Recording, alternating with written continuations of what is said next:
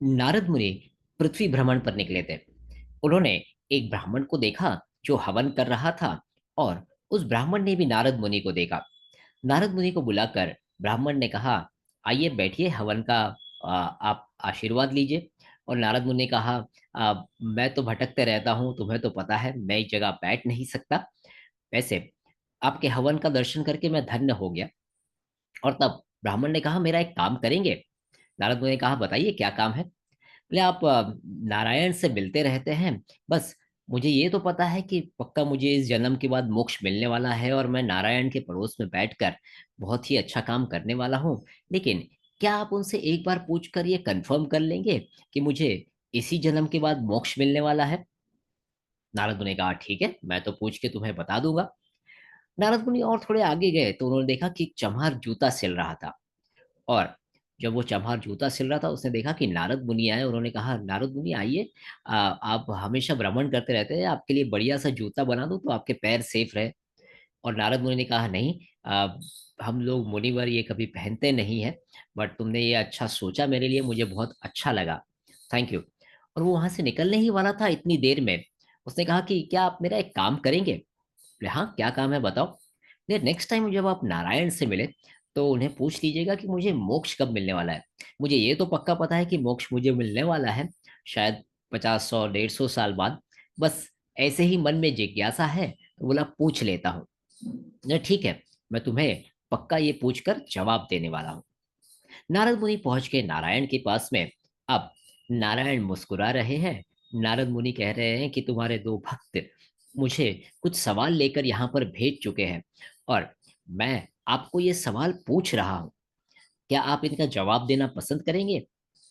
और तब नारायण ने कहा, क्यों नहीं, पूछिए नारद मुनि, क्या सवाल है? बोले, ये ब्राह्मण है जो हवन कर रहा था, उसने पूछा कि इस जन्म के बाद मुझे मोक्ष मिलने वाला है, कितने जल्दी मोक्ष मिलेगा, बस ये सवाल था। और नारायण ने वहां पर ब्राह्मण की तरफ देखा और कहा कि इस ब्राह्मण को मोक्ष मिलने के लिए तो और कम से कम 150 जन्म है। बोले, 150 जन्म? हाँ, उसे थोड़ा समय लगने वाला है। और फिर नारद मुनि ने वो जो चम्हार था जो जूते बना रहा था, उसका सवाल भी सामने रख दिया कि इसे कब मोक्ष मिलेगा। और तब नारायण खुश होकर कहते हैं, इसे तो इस जन्म के बाद ही मोक्ष मिलने वाला है।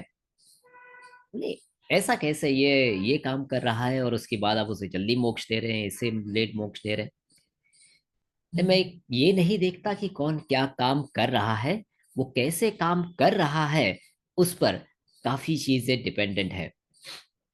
और तब नारद मुनि ने कहा कि अब मैं जाकर इनको जवाब क्या दूं? बोले, तुम सीधे जाकर जवाब दोगे तो वैसे भी वो भरोसा नहीं करने वाले, वो दोनों तुमसे पूछेंगे कि जब तुम गए नारायण के पास तो नारायण क्या कर रहे थे। बस तुम उन्हें ये कह देना कि वो नारायण के हाथ में एक सुई थी, और सुई के होल में से वो हाथी पास कर रहे थे।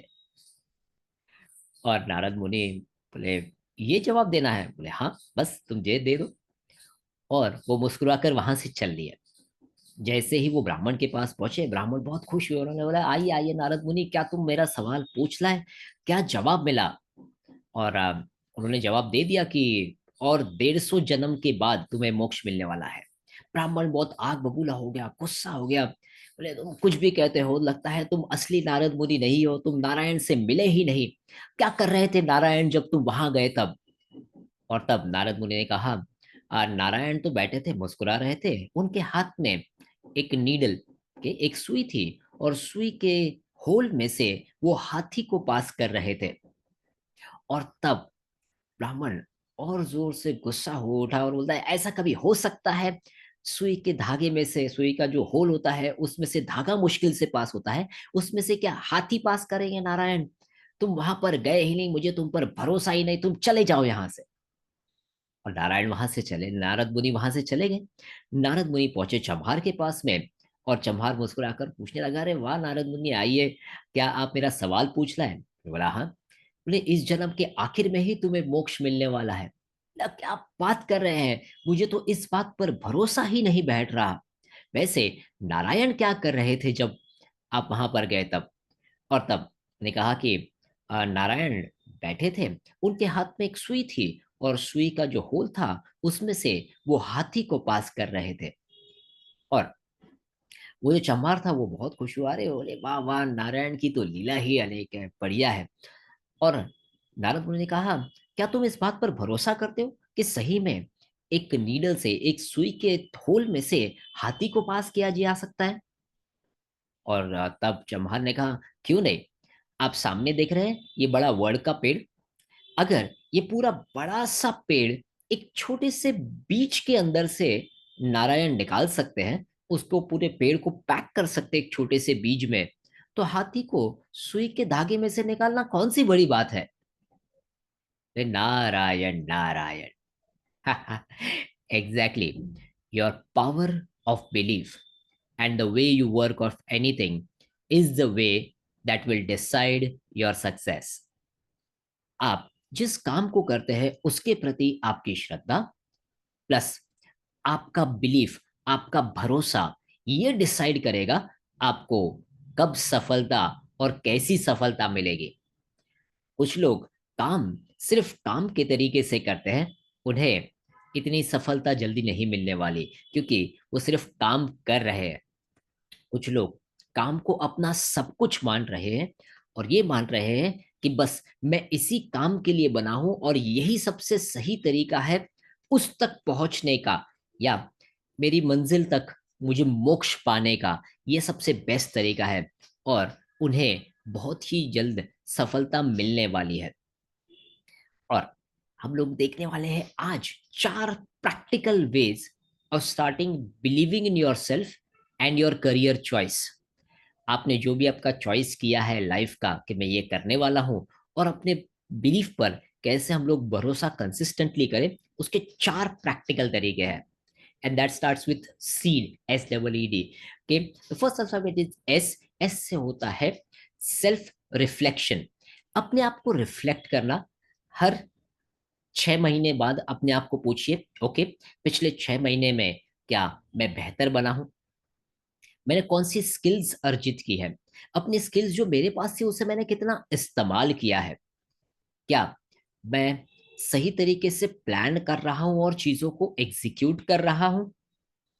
यस, सेल्फ रिफ्लेक्शन में अपनी स्ट्रेंथ, अपनी वीकनेस, अपनी अपॉर्चुनिटीज और अपनी थ्रेट्स, इन सब के बारे में सोचकर उस डायरेक्शन में कुछ आगे स्टेप लेना होता है, और इसी से हमारी अपने आप पर बिलीफ और भी स्ट्रांग होती है। सो सेल्फ रिफ्लेक्शन, करियर लेने से पहले भी, चूज करने से पहले भी, मैं किस चीज के लिए बना हूं पहले वो डिसाइड कर लीजिए। ऐसा नहीं कि ये करियर अच्छा है तो मैं ये कर ही लूंगा। नहीं, करियर तो कोई भी बुरा नहीं होता, आज तक कोई करियर बुरा रहा ही नहीं है। बस आप उस करियर के लिए बने हैं या नहीं, ये आपको पहले जांच लेना है और फिर उस हिसाब से काम करना है। नहीं तो 5 साल भी आप एंट्रेंस देते रहेंगे तो भी क्लियर नहीं कर पाएंगे, क्योंकि अगर आप उसके लिए बने ही नहीं है, then it is not going to help. The next alphabet is E. E से होता है इमोशन मैनेजमेंट।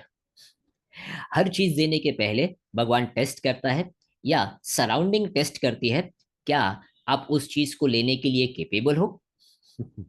जैसे ब्राह्मण, थोड़ा सा नेगेटिव रिस्पॉन्स क्या मिल गया, वो चिड़चिड़ा हो बैठा, सामने वाले पर गुस्सा हो बैठा, अपने इमोशन को मैनेज नहीं कर पाया, अपना हवन बीच में से छोड़ दिया। ये तो काम नहीं होगा। Emotion management is one of the most important thing that we should do. आपका गुस्सा हो, और कुछ लोग कहते हैं कि सिर्फ नेगेटिव इमोशंस को मैनेज करना है। ना, हमारे पॉजिटिव इमोशंस को भी हमें मैनेज करना है। हम लोग बहुत बार बहुत ज्यादा खुशी में आकर कुछ ऐसी कमिटमेंट कर देते हैं जो बाद में बहुत ज्यादा महंगी पड़ जाती है। इसीलिए हमारे दोनों तरफ के एक्सट्रीम इमोशंस को मैनेज करना, ये जिसे कहते हैं emotion management, is second important thing. तो थर्ड इज एक्सपर्ट गाइडेंस। जब भी हम लोग आगे बढ़ते हैं, कभी कभी हम लोग प्ले टू हिट कर लेते हैं, बस अब इसके आगे मैं कैसे बढ़ूं मुझे समझ में नहीं आता, और इसीलिए एक्सपर्ट्स होते हैं, उनके साथ कनेक्ट कीजिए, बातचीत कीजिए, शेयर कीजिए, किताबें पढ़िए, उनके साथ डिस्कशन डिस्कशन में काफी सारी चीजें सुलझना शुरू हो जाएंगी। और अगर ये पॉसिबल नहीं है बहुत आसान है। हमारे कुछ फ्रेंड्स भी हैं जिनके साथ में हम लोग सिर्फ बातें कर सकते हैं, डिस्कस कर सकते हैं। उनके साथ डिस्कस कीजिए आप जो काम कर रहे हैं उसके बारे में, और देखिए आपको कुछ ना कुछ सोल्यूशन मिलना शुरू हो जाएगा। एंड फाइनली अल्फाबेट है डी। डी से होता है डिस्ट्रैक्शन लेस। आपकी लाइफ में बहुत सारे डिस्ट्रैक्शंस आते रहते हैं, जैसे हमारा सेल फोन, या फिर बहुत सारे ऐसे इवेंट्स जिसे बाहर से बहुत ही ग्लिटरी बनाया जाता है। वो इवेंट तो अच्छा होता है, लेकिन जैसे ही इवेंट चले जाता है वो बहुत वैक्यूम हमारी लाइफ में क्रिएट कर देता है, और बाद में ऐसा लगता है कि ये ना भी होता तो लाइफ में कुछ फर्क नहीं पड़ता। तो ऐसे कौन से डिस्ट्रैक्शंस हैं, उसे आइडेंटिफाई करके उन्हें कम एंटरटेन करना। ऐसा नहीं कि उन्हें बस पूरा दूर कर देना है, बस उसे एंटरटेन कम करना है। तो ये सीड फॉर्मूला है जिससे हम लोग अपनी बिलीफ पर और भी ज्यादा भरोसा कर सकते हैं और अपने करियर की तरफ तेजी से आगे बढ़ सकते हैं। सबसे पहला है self reflection, emotion management, then expert guidance, and fourth is distractionless. तो टेल मी, आप इन सब में से कौन सी चीज इमीडिएटली आज इंप्लीमेंट करना शुरू करने वाले हैं?